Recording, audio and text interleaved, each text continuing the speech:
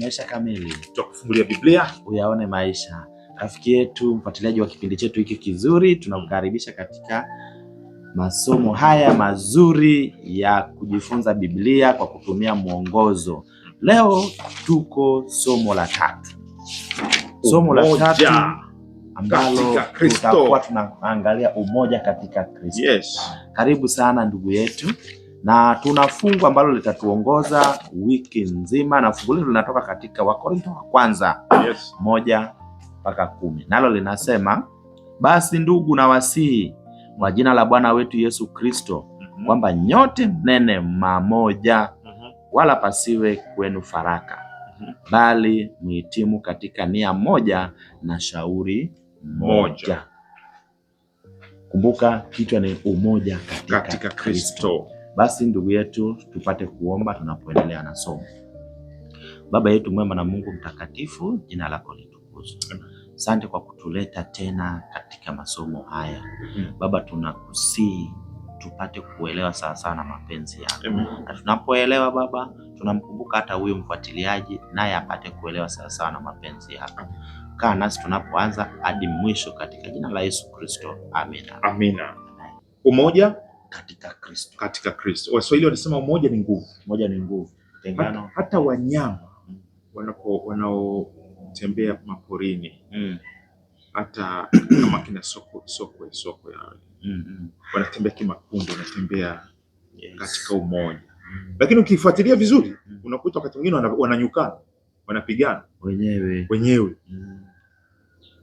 Umoja ni nguvu, tunakubaliana. Lakini umoja una changamoto zake. Twende Jumapili.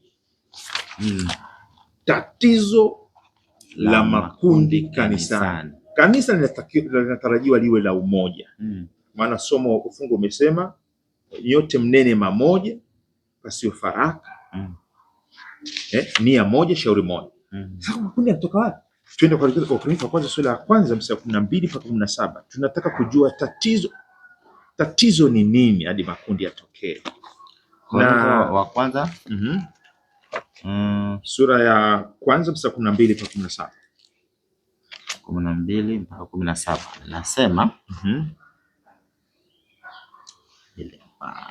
basi maana yangu ni hii, ya kwamba kila mtu wa kwenu kusema, mimi ni wa Paulo, na mimi ni wa Apolo, na mimi ni wa Kefa, na mimi ni wa Kristo.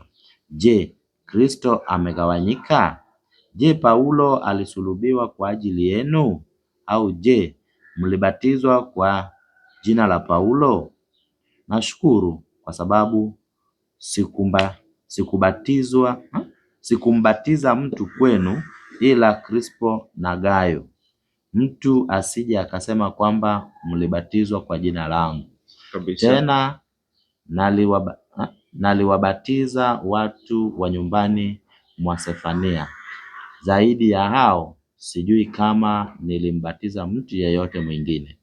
Maana Kristo hakunituma ili nibatize, bali nihubiri habari njema, wala si kwa hekima ya maneno.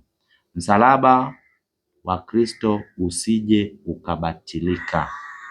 Kwa sababu neno la msalaba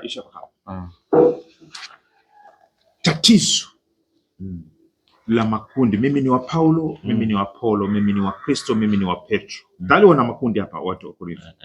Ni watu waliohubiriwa na Paulo hawa. Yesu na Paulo anasema, nimeazimu nisijue neno lolote isipokuwa Kristo na yeye aliyesulubiwa. Hayo mambo tulijifunza hata wiki iliyopita. Na hapa amesema, mimi hata nilipokuja kwenu hata sikushughulika na mambo ya ubatizo. Nilihubiri habari njema. Ilikuwa ni kumuinua Kristo. Sasa nadhani hao watu waliohubiriwa Kristo na Paulo, ambao sasa wanahimizwa kwamba jamani, pasiwe kwenu na faraka, isipokuwa muwe na shauri moja, nia moja katika Kristo Yesu. Tatizo nadhani ni nini? Wameshindwa wapi hadi kila mtu anajiona mimi ni wa Paulo, baada ya kusema wote mimi ni wa Kristo, nilikufa pamoja naye nikafufuka pamoja, mimi ni wake, yeye ni wangu. Leo anasema mimi ni wa Petro, mimi ni wa Paulo,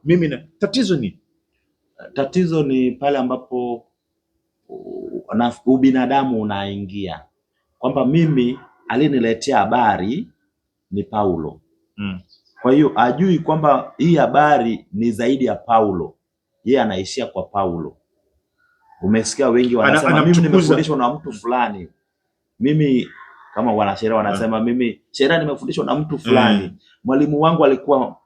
Sasa mwalimu alikufundisha nini kuhusu nini? Tunaishia hapo.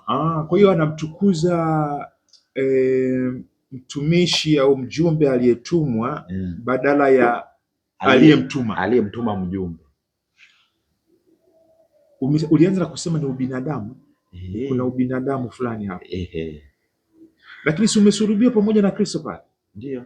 Maana pale katika Kristo Yesu makundi yanamezwa kwa ujumbe ya kwamba Kristo ni Bwana wa wote. Ndio. Petro anatufaa kwa kuwa anatupeleka kwa Bwana. Paulo, Apolo na wengine wote. Hata Petro, hata Kristo mwenyewe huwezi kumweka kwenye makundi kama kwenye chama tofauti. Yeye ndiye anaye. Umesema kutotambua. Kuna kutotambua Kristo. Ukishindwa kumtambua Kristo, unashindwa kujitambua kwamba wewe uko ndani ya Kristo na Kristo ndani. Rafiki yangu, tatizo la makundi Korinto umeliona kwenye kanisa lako? Umeliona katika Ukristo kwa ujumla? Mara ngapi tunasema mimi ni wa askofu fulani, mwalimu fulani, dhehebu fulani. Haya yote yapo hapa kutuhudumia, kutupeleka kwa Kristo, na yapasi kuchukua nafasi ya Kristo. Yakichukua nafasi ya Kristo, kila mmoja sasa anagawanyika. Maana kila mmoja ana namna anavyompenda mhubiri fulani, mchungaji fulani au tradition fulani. Leo hii tunaambiwa ajua hili ni tatizo.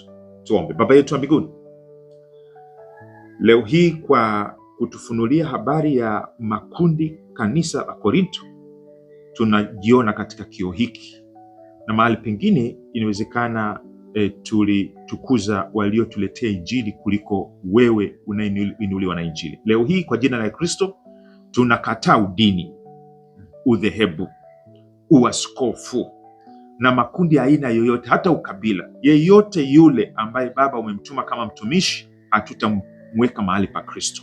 Bariki mtumishi yoyote ambaye anakuinua, na tupatie kukataa kuinuliwa kama Paulo alivyokataa kuinuliwa na kuwekwa kwenye kundi mojawapo, kana kwamba naye ana chama chake. Ni katika jina la Yesu tulete tena katika masomo kama haya, ndivyo tunavyoomba. Amina. Amen.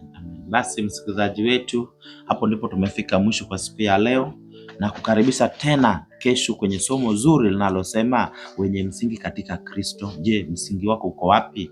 Mwenyeji wako nilikuwa mimi Geoffrey Omondi, na mimi Enos Makalindile. Tukutane kesho. Unazidi kutupata kutoka Dar es Salaam Temboni. Amen.